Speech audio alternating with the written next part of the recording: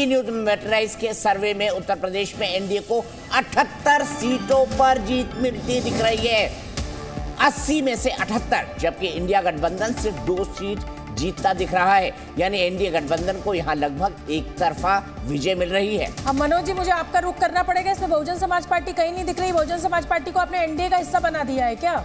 78 सीटें तो मतलब बहुत ज्यादा हो गई। बहुजन समाज पार्टी खुद अपने आप को बैक कर ली तो उसमें मनोज सिंह क्या करेंगे? उनको चुनाव लड़ना था, वो चुनाव नहीं लड़ रहे हैं, तो इसमें मेरा कोई है नहीं। ठीक है। जहां तक रही बात की 78 सीटों का, तो जिस तरीके से समाजवादी पार्टी और कांग्रेस ने लास्ट आवर में समझौता किया है, और उसके बावजूद कांग्रेस के जो महारथी जो कहे जाते हैं, प्रियंका जी कहिए, सोनिया जी कहिए और राहुल जी, ये हिम्मत यदि उत्तर प्रदेश में नहीं जुटा पाते हैं, तो इसी से आप आंकड़े समझ लेंगे कि जो आंकड़े आ रहे हैं उसमें कितनी सच्चाई है।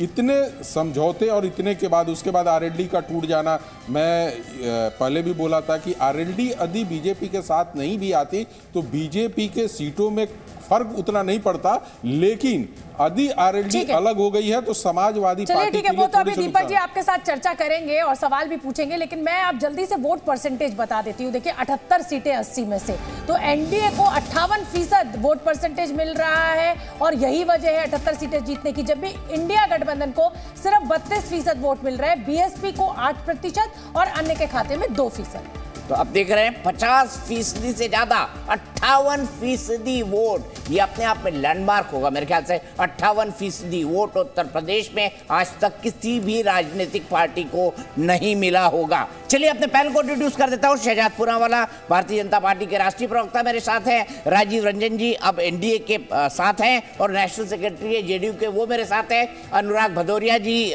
मेरे मित्र, मेरे प्यारे मित्र डॉक्टर अनुराग भदौरिया, सपा के राष्ट्रीय प्रवक्ता, वो मेरे साथ हैं। और मेरे साथ थोड़ी ही देर में अभय दुबे जी कांग्रेस के राष्ट्रीय प्रवक्ता है, वो भी जुड़ गए हैं। सबसे पहले शुरुआत किससे करूं मैं, मुझे समझ नहीं आ रहा है। अरे अनुराग भाई, हाँ बिल्कुल, ये हमारा ओपिनियन पोल कह रहा है आएंगे तो मोदी। देखिए आपका ओपिनियन पोल देख नहीं रहा है, मुझे लगता है। कई ओपिनियन पोल मैंने देखे, कहीं भारतीय जनता पार्टी को 40 है तो कहीं 50 दे रहे हैं। आपने तो एकदम रिकॉर्ड ही तोड़ दिया। खैर आपके ओपिनियन है, आपकी सोच है और देना भी चाहिए भाई, आप दे सकते हैं, आप अपने मालिक हैं, लेकिन जनता नहीं दे रही है।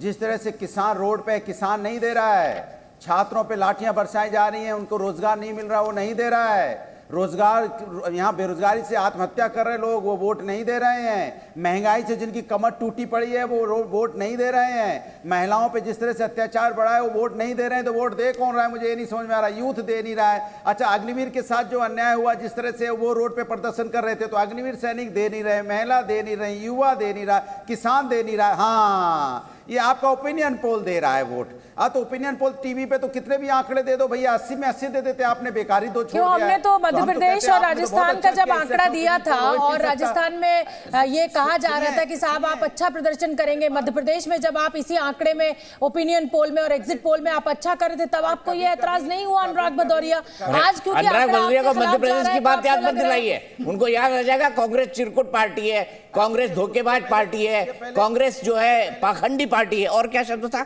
चिरकुट, धोखेबाज, पाखंडी। अखिलेश तो खैर कमलनाथ जी ने बोला था, वो ऐसी बात याद मत दिलाइए उनको भाई। अनुराग भाई उसके सुन तो लीजिए, उसके पहले कई बार ओपिनियन पोल फेल हुए हैं। एक में अगर कहीं तुक्का लग गया तो ओपिनियन पोल तो कई बार फेल भी हुए हैं ना। तो ये ओपिनियन पोल जो अपने से बनाए जाते हैं, तो इस ओपिनियन पोल की कोई वैल्यू नहीं है। अगर आप जमीन पे जाओगे तो अगर उनसे 400 पार की बात करोगे तो जनता 400 पार को लेके पता क्या कहती है, मैं आपको सुना दूं तो आपके समझ में आ जाएगा। पीएम आवास की आस लगाए दादी माँ, घूसखोरों के सामने हुई लाचार, माँ बेटों की नौकरी की बस करती रह जाती इंतजार। और ये बोलते हैं, जोर से बोलो 400 पार। जो चंडीगढ़ में 8 वोटों की लालच में कर रहे नियम डॉक्टर साहब, वो दावा कर रहे हैं 400 पार। ये तो हद है, ये तो हद है मेरे यार।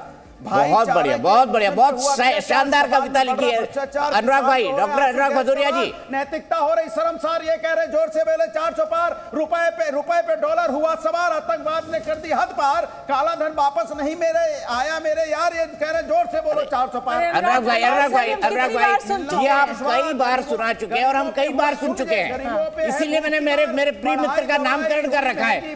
आप बोलते हैं बिल्कुल टेप रिकॉर्डर की माफिक। 400 पार। चलिए अभय दुबे का रुख कर लेते हैं। चले शहजाद जी को, अभय दुबे जी को बाद में लाएंगे ना, पहले शहजाद जी तो काउंटर कर लें। हमारे मित्र कर लीजिए भाई अनुराग भदौरिया जी का। वैसे भी शहजाद जी अनुराग भदौरिया जी को देख के डर जाते हैं बहुत। 14, 17, 19, 22, 23 और कल के नतीजों के बाद अब भी नहीं कर पा रहे स्वीकार, इसलिए तो 400 पार। अब देखिए, तो मैंने अभी बना दी, आपकी तरफ पहले से 10 शो में नहीं बोला है। एनीवे, मैं आता हूँ बात पर। देखिए, हर हर महादेव, जय सिया राम, और भाई बीच में बोलना जरूरी है। अब देखिए, भगवान के बारे में याद किया तो ये आ गए रामद्रोही। अब बीच में मत बोलिए, टोकिए मत, अपनी बारी में बोलिए। अनुराग जी कृपया करके देखिए, मैं आपको बताता हूँ, और जय श्री कृष्णा भी बोलना जरूरी है। देखिए, हम तो आप डिबेट करने आए थे। मैं एक व्यवस्थित डिबेट चाहता हूँ। अनुराग जी, आपने तो अच्छा खासा समय लिया है ना, बोल लिए हैं, सुन लेते हैं शहजाद।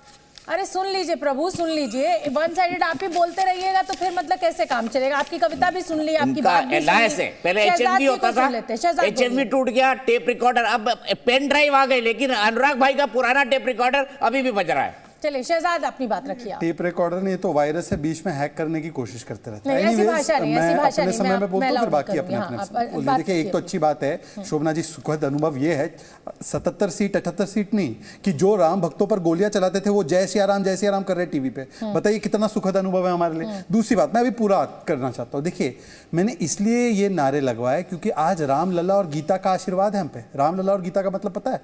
रामलला में R फॉर राष्ट्रीय सुरक्षा, A फॉर अर्थव्यवस्था, M फॉर महिला, L फॉर लाभार्थी, L for leadership, A for आत्मनिर्भर भारत, गीता में G for growth, I for infrastructure, T for technology, और A फॉर जिस प्रकार से आज हम लोग देश को आगे ले जा रहे हैं, ये रामलला और गीता का आशीर्वाद है, जिसकी वजह से आप देख सकते हैं कि किस प्रकार से प्रचंड बहुमत के साथ। और एक चीज मैं आपको बताना चाहता हूं, अल्लाह की दुआ की और उसकी जरूरत नहीं है। देखिए, मुझे लगता है कि नहीं, सबका साथ सबका विकास है। इसीलिए मैं कह रहा हूं कि जब 80 करोड़ लोगों को राशन मिलता है ना, सुल्ताना शिल्पा दोनों को मिलता है। जब 12 करोड़ टॉयलेट बनते हैं तो मोहम्मद, मोहित, अनुराग, अनुभव सबके घर में बनता है। अनुराग के घर में भी बना होगा और अनुभव के घर में बना है। तो मैं सबका साथ सबका विकास पर 2-3 बातें। देखिए, एक चीज आप देखिए कि यूपी में किसका साथ लोगों को पसंद है? MY फैक्टर, मोदी और योगी फैक्टर का साथ पसंद है। और ये जो 2 लड़के साथ आए थे 2017 में, जिस प्रकार से वो फिल्म पिटी, आज उसी प्रकार से वो फिल्म फिर से पिट रही है। और इसलिए मैं कहूंगा क्या स्टेज होगा। देखिए, अभी तो हम साथ साथ है, कुछ दिन बाद होगा कभी हाँ कभी ना, और फिर जाते जाते होगा हम आपके है कौन, अकेले हम अकेले तुम।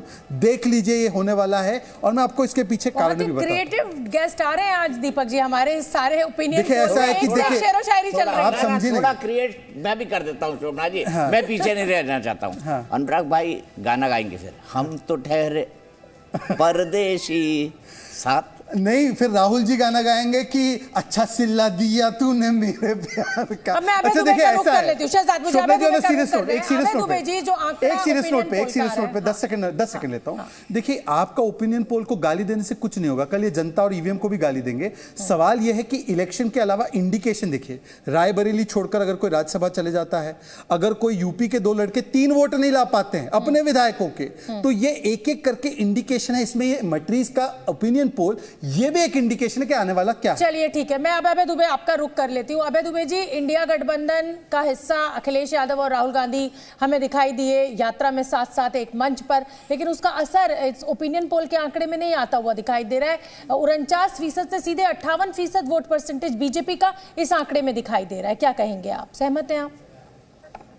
देखिए शोभना जी, जब भी प्रधानमंत्री जी 370 बोलते हैं, 400 पार, या आप एनडीए 377 दिखाते हैं, पूरा देश भयाक्रांत हो जाता है। जानती हैं क्यों?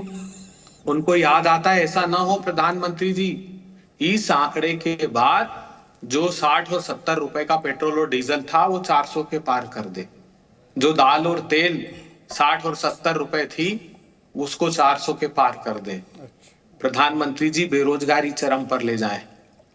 आज मैं समझ नहीं पा रहा हूं किस प्रांत से ये आंकड़ों की बात करते हैं। महाराष्ट्र से? महाराष्ट्र में मराठा आंदोलन चरम पर है, महाराष्ट्र में जो गठबंधन है वो गोली मार और गालीबाज गठबंधन हो गया है। विधायक थाने में घुसकर दूसरे दल के लोगों को भारतीय जनता पार्टी के गोली मार रहे, और सुनिए क्या कह रहे हैं कि अपराधियों को ही इसकी सरपरस्ती है मुख्यमंत्री के द्वारा। मणिपुर जल रहा है, लद्दाख में हजारों लोग महीनों से आंदोलन कर रहे हैं। ये जरूर है कि मीडिया में उसकी खबरें नहीं दिखाई जा रही है। उत्तर प्रदेश में 57 लाख युवाओं के साथ ठगी हुई। सरकार ने कहा कि नहीं, कोई पेपर लीक नहीं हुआ। जब प्रमाण प्रस्तुत कर दिए और भारत जोड़ो यात्रा वहां थी उत्तर प्रदेश में, तब सरकार डर गई और मजबूरी में यह फैसला लेना पड़ा। एक कोई सा प्रांत बता दो, मध्य प्रदेश 10 लाख विद्यार्थियों का भविष्य लूट लिया। भारतीय जनता पार्टी के विधायकों के कॉलेज से पटवारी भर्ती परीक्षा की लूट हुई थी तो क्लीन चिट दे दी कि ऐसा ना हो, 10 लाख बच्चों का भविष्य बर्बाद होता हो तो हो जाए, मगर यहां इन हमारे विधायकों पर आंच नहीं आना चाहिए तो क्लीन चिट दे दी। वो आज जब हम डिबेट कर रहे हैं तो वो दिल्ली राजधानी में भोपाल में धरने पर बैठे हैं। किसान सिर में पीछे से गोली मार दी प्रधानमंत्री जी, एक बार आपको इस बात का दर्द नहीं हुआ? बताइए, नारे देते थे आमदनी 2 गुनी कर दूंगा, अरे 100 गुना दर्द भर दिया उनके सीने में आपने, कील और कांटे बिछा दिए। कौन सा एक फर्क है जो देगा, बताइए ना। बेटियों को आपने प्रताड़ित किया, आपने युवाओं को जो बेरोजगारी से जार जार कर दिया। शर्मनाक बात आखिरी ये कहता हूं, कहते 24 करोड़ लोगों को गरीबी से उबार दिया। रिपोर्ट कब की ये तो देखिए, 2019 से 21 के बीच रिपोर्ट वो तैयार की गई जब कोविड का क्राइसिस था प्रधानमंत्री जी, और जिस नेशनल फैमिली हेल्थ सर्वे 5 की रिपोर्ट के आधार पर, आखिरी बात, ये आपने रिपोर्ट तैयार की, उसके डेटा को पढ़िए। अंडर नरिश बच्चों की संख्या बढ़ गई, एनीमिक जो 58% थी महिलाएं 49 साल तक की, वो 68% हो गई। हाउस होल्ड्स के पास खाने को दाने नहीं थे उस समय, आपने कहा कि